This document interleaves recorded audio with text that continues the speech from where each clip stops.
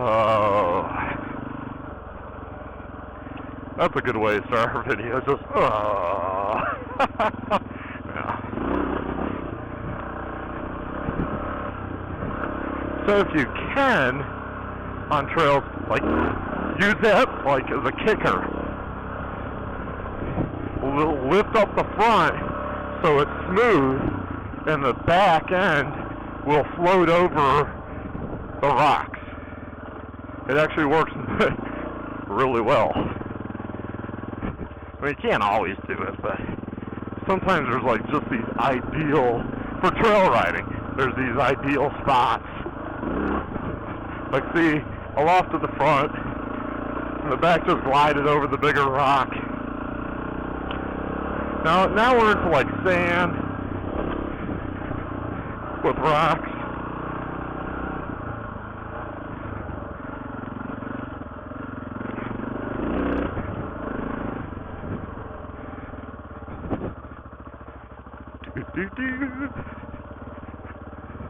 And we're still on my awesome route here. And yeah, a sign back there said this was open. And in my last video that was open. I think it said even Jeep, although a Jeep had not been down that road forever.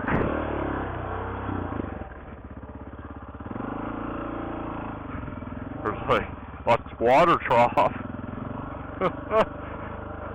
Like, what is that?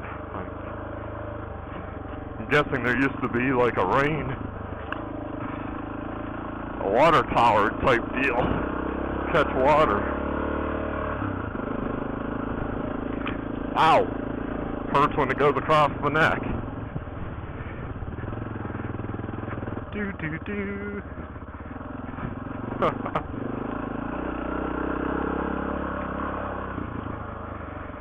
So another thing to talk about would be the Rekluse.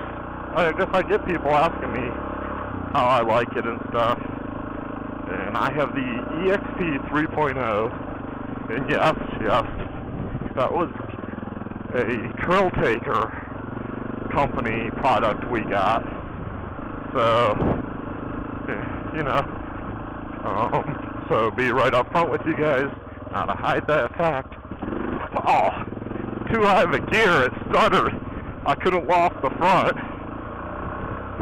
So I guess that's a negative of the Rekluse, is you forget what gear you're in.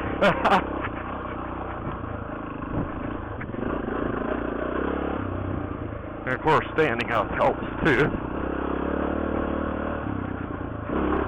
Woohoo!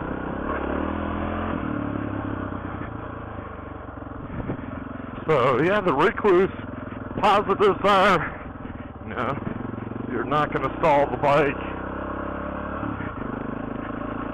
You don't have to use the clutch as much. And if I wasn't expecting to loft the front over that one spot, it would have been just fine in the too high of a gear. Like that. See, it makes it easy. Just loft the front off that first rock, and you're good to go. And I think I'll stop because Richard might be back there. Oh, okay. I guess I could go into work mode. They love when I do that.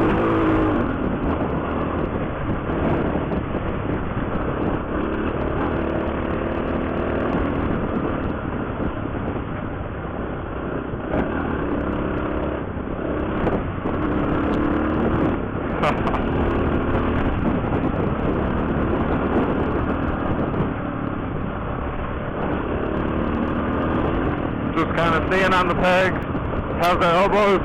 I'm more slightly out, not the elbows really far out. I find that tiring.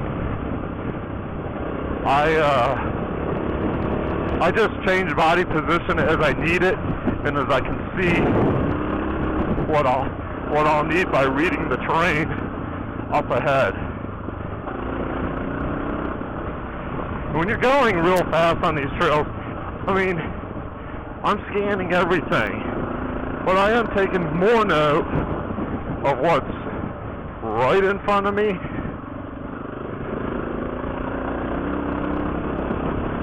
But I'm still looking ahead, you know, not as far as like a street bike. So like right now I'm sitting down.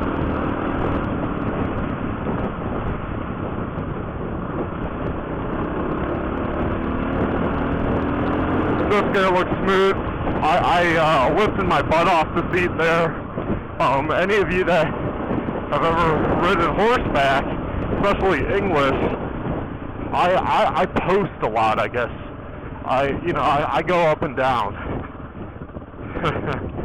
I mean, not as I'm just normally going, because you're doing that for the gait of the horse when you're riding, but to smooth it out, actually, if you do it right, you know, it's real smooth. You're not bouncing all over the saddle. But I know how to, like, use my leg strength. I just pop up off the seat. Sometimes a little, sometimes it all depends what's up ahead. You know, this is just how I ride. I personally don't believe that there's a baseline of woohoo, wheelie over that. There's a baseline of how to ride, but I think there's many different ways to ride, you know, and it's whatever is comfortable really for you.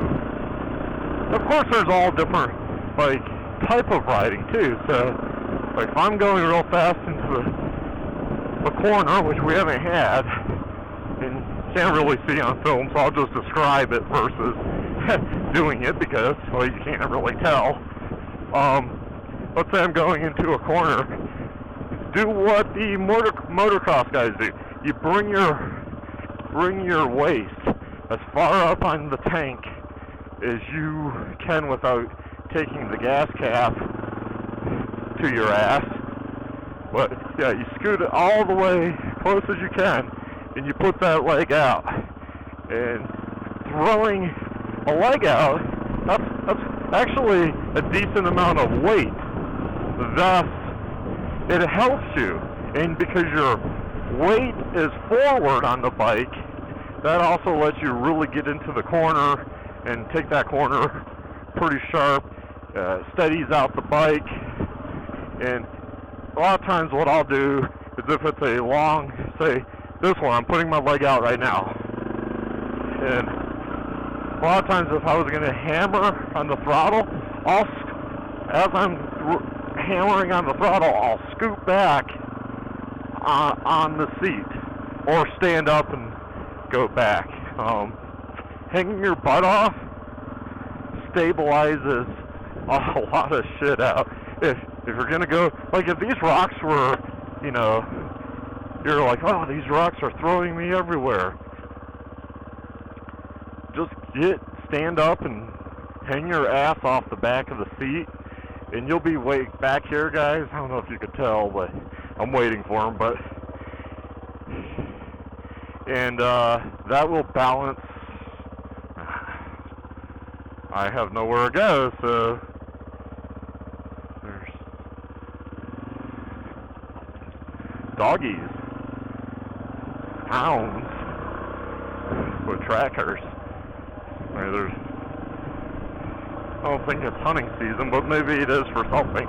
But yeah, so you hang your ass back, and even like a steep hill, if you're gonna hit like one of those V-shaped dips, have your ass hanging back, and that way you're not gonna go over the bars either.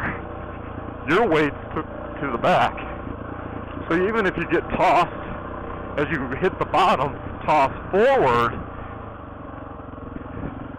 it's minuscule versus alright being sitting forward, and then you're tossed forward, and then the weight of the bike just changes, and you go over the bars. Yeah, you definitely want to be active in your riding. unless you're just going to do a road like this, where you just can sit. I see so many guys that sit way too much, and their life would be a lot easier, no matter what they think of their riding ability or riding skill. Their life would be a lot easier if they sometimes stood. And I'll agree. I mean, standing, you get wore out. There's no question asked about that. I mean, I sit too much. So it's definitely good to have the skill of being able to control the bike while you're sitting and know what you can do, but when you're fresh and you're right out of the gate, you know, I can stand up like now, and I can get on the gas, and this stuff is like nothing. It's all, to me, it feels smooth. I'm standing. I can control the bike with my legs like that. I didn't even, you know, use my arms. I lean in with the pegs. I lean my knee into the tank or side of the bike a lot, and that will drift the back end around.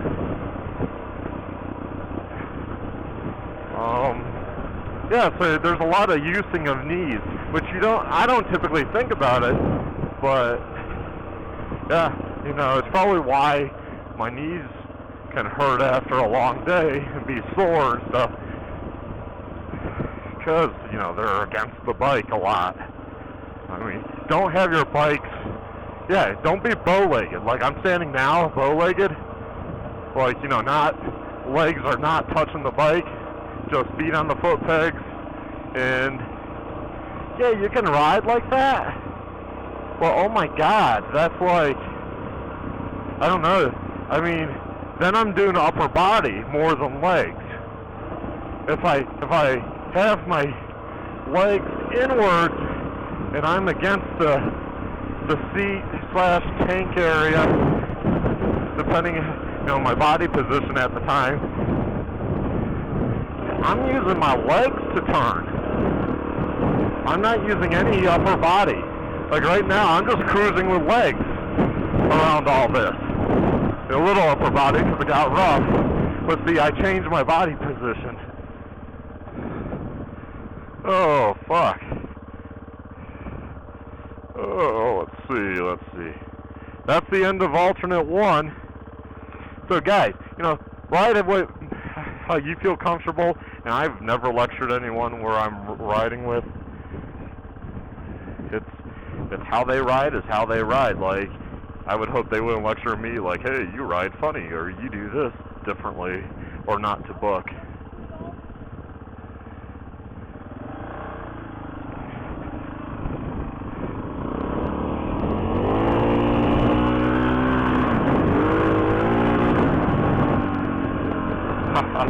Being silly. So, I hope that gave you some advice on how I'm kind of like riding there at speed and even slower, and what I do. I mean, as I said, what works for me might not work for you, and you know, we're all different body types, different, you know, cardiovascular for endurance and strength and whatnot, you know. So, hey guys, thanks for watching. Please like, subscribe, check out my other videos.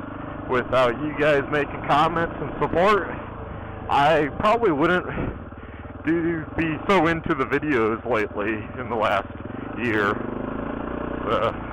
I really like helping people, so hey, keep checking them out. And I'll try to bring more riding videos as summertime comes. Ride more and more and more. So, hey, take care.